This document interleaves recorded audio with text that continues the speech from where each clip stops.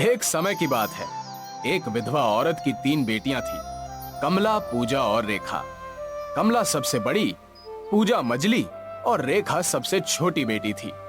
एक दिन विधवा औरत ने अपनी तीनों बेटियों को अपने पास बुलाया और कहा, मेरी प्यारी बेटियों, अब तुम तीनों बड़ी हो चुकी हो। मैं तुम तीनों के चरित्र की प्रशंसा करती हूँ, लेकिन अब वक्त आ गया है कि तुम तीनों अपने अपने जीवन साथी की तलाश करो।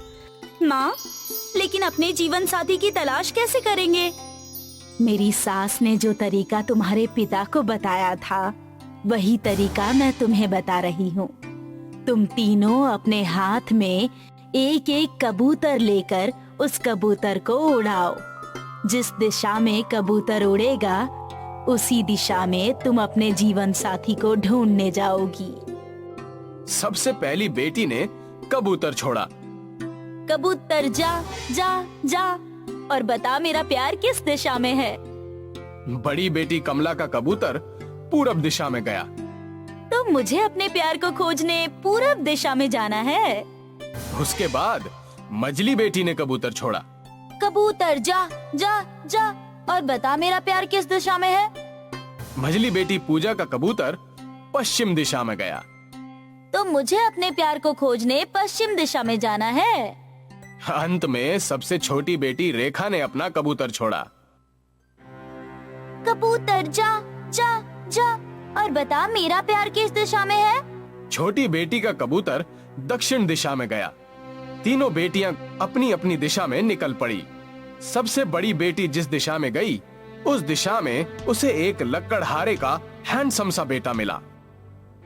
वो दोनों एक दूसरे को देखते ही प्यार कर बैठे। मेरे सपनों की राजकुमारी, क्या तुम मुझसे शादी करोगी? हाँ, मेरे सपनों के राजकुमार, मैं तुमसे ही शादी करूंगी।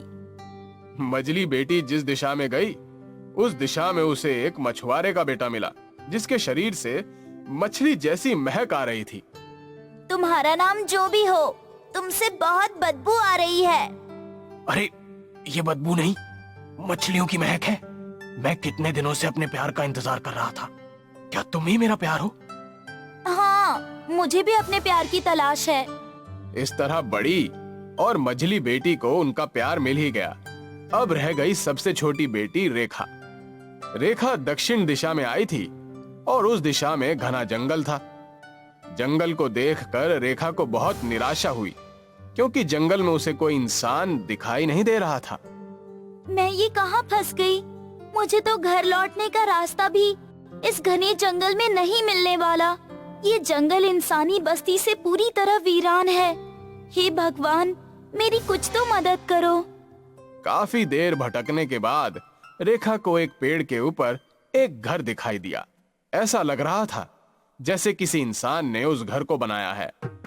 रेखा सीढ़ियों पर चढ़कर उस घर के अंदर गई। वहां उसे एक बंदर मिला। अरे नहीं, यहाँ तो सिर्फ एक बंदर है। रेखा को लग रहा था कि बंदर उसकी बातें समझ नहीं सकेगा, लेकिन बंदर अचानक इंसानों की भाषा बोलने लगा। तुम ये क्यों कह रही हो कि यहाँ सिर्फ एक बंदर है? क्या तुम्हें किसी और की तलाश है? हाँ, मुझे अपने जीवन साथी की तलाश है, जो मुझे इसी दिशा में मिलने वाला है। क्या मैं तुम्हारा जीवन साथी नहीं बन सकता? मुझे तुमसे देखते ही प्यार हो गया था। एक बंदर भला मेरा जीवन साथी कैसे बन सकता है? बंदर इंसानों के काम कैसे कर पाएगा? और मेरी माँ मुझे एक बंदर से शादी करने की इजाजत नहीं देंगी। चाहे जो भी हो, पर मैं आज और अभी से तुम्हें सच्चे दिल से प्यार करता हूँ और तुम्हें अपना जीवन साथी स्वीकार करता हूँ। बंदर की समझदारी भरी बातें और दृढ़ निश्चय देखकर रेखा ने बंदर को अपना जीवन साथी स्वीकार कर लिया। मैं भी तुम्हें अपना जीवन साथी स्वीकार करती हूँ। हमारी अगली मुलाकात तक तुम्हें मेरा इंतजार यहीं पर करना होगा। मैं जल्द ही लौटूंगी। तीनों बहनें अपने घर लौट कर आईं और उन्होंने अपने अपने जीवन साथी के बारे में अपनी माँ को बताया। सबसे बड़ी बेटी बोली, मेरा जीवन साथी एक सुडौल शरीर वाला नौजवान लकड़हारा है। मैं उसके गठीले शरीर को देखते ही उसके प्यार में पड़ गई। फिर मझली लड़की बोली, मेरा जीवन साथी एक अमीर मछुआरा है। वो मुझे दिल और जान से चाहता है। फिर सबसे छोटी बेटी रेखा की बारी आई। रेखा अपने जीवन साथी के बारे में बताने से हिचकिचा रही थी। बड़ी और मझली बेटी उसका मजाक उड़ाने लगी। लगता है इस कल्लो को अपने ही जैसा कोई मोटा और भद्दा लड़का मिला होगा। नहीं बेटी, इस तरह दूसरों का मजाक नहीं बनाते। बताओ रेखा, क्या तुम्हें अपने जीवन साथी के बारे में कुछ नहीं कहना? मेरा जीवन साथी दूसरों से अलग है, लेकिन वो बेहद समझदार और दृढ़ निश्चयी है। ये तो बहुत अच्छी बात है। कुछ दिनों बाद विधवा औरत ने अपनी तीनों लड़कियों को फिर से बुलाया और कहा, बेटियों, मैं देखना चाहती हूँ कि तुम्हारे जीवन साथियों में क्या क्या हुनर है। आज तुम अपने जीवन साथियों के पास जाओ और उनसे कहो कि कुछ खाने का आइटम बनाएं। बड़ी वाली बेटी अपने जीवन साथी के पास गई और उससे कुछ पकवान बनाने के लिए बोली।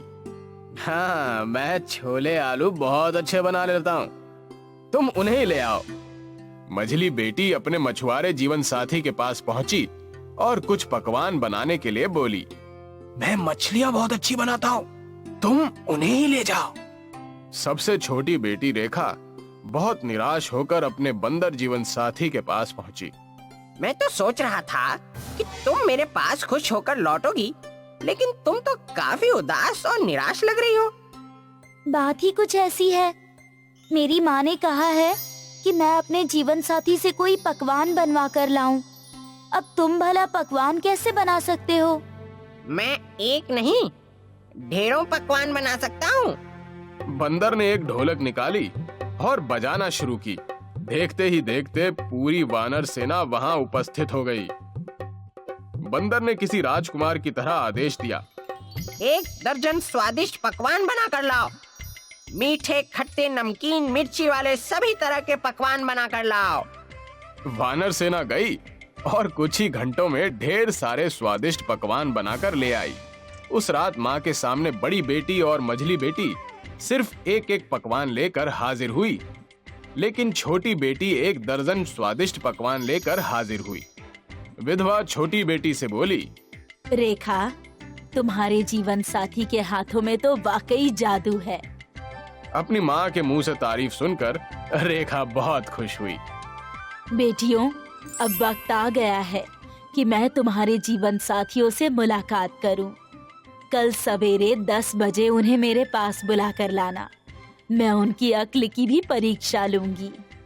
अगली सुबह बड़ी बेटी और मझली बेटी अपने द्वारा चुने गए जीवन साथी के साथ साथ बेहद खुश नजर आ रही थी, लेकिन सबसे छोटी बेटी रेखा के माथे पर चिंता की लकीरें दिखाई दे रही थी। उसे डर था कि कहीं उसकी माँ उसके जीवन साथी को एक बंदर होने की वजह से अयोग्य ना कह दे। रेखा जब अपने जीवन साथी एक बंदर को अपनी माँ और दोनों बहनों के सामने लेकर आई तो उसकी दोनों बहनों ने उसका खूब मजाक उड़ाया। इस बंदरिया को बंदर ही मिलना था। रेखा बेटी, क्या तुमने अपने जीवन साथी का चुनाव सोच समझकर किया है? हाँ माँ, मैंने जो भी किया है सोच समझकर किया है। वो मुझे प्यार करता है और मैं उसे। ठीक है, अब मैं अपने होने वाले दामादों की बुद्धि की परीक्षा लेना चाहती हूँ, तो मुझे एक पहेली का जवाब दीजिए। पहेली को ध्यान से सुनिए। मोर एक पक्षी है जो अंडे नहीं देता, फिर उसके बच्चे कैसे होते हैं? बड़ी और मझली बेटी के जीवन साथी अटक गए, लेकिन छोटी बेटी के बंदर जीवन साथी ने झट से जवाब दिया, मोर अंडे नहीं देता, मोरनी अंडे देती है, इसलिए मोरनी से बच्चे पैदा होते हैं। सभी लोग बंदर की चतुर बुद्धि देख आश्चर्य में पड़ गए। ये बुद्धिमान भले ही हो, लेकिन है तो एक बंदर ही। हाँ। तभी अचानक बंदर एक सुंदर राजकुमार में बदल गया। मैं शिवालिक राज्य का राजकुमार हूँ। मुझे एक श्राप मिला था, जिसके कारण मैं बोलने वाला बंदर बन गया था। मेरा श्राप तभी टूट सकता था जब कोई मुझे जीवन साथी चुने और मेरी बुद्धि की परीक्षा ले। रेखा ने मेरा श्राप तोड़ने में मेरी मदद की, इसीलिए मैं उससे विवाह करूंगा।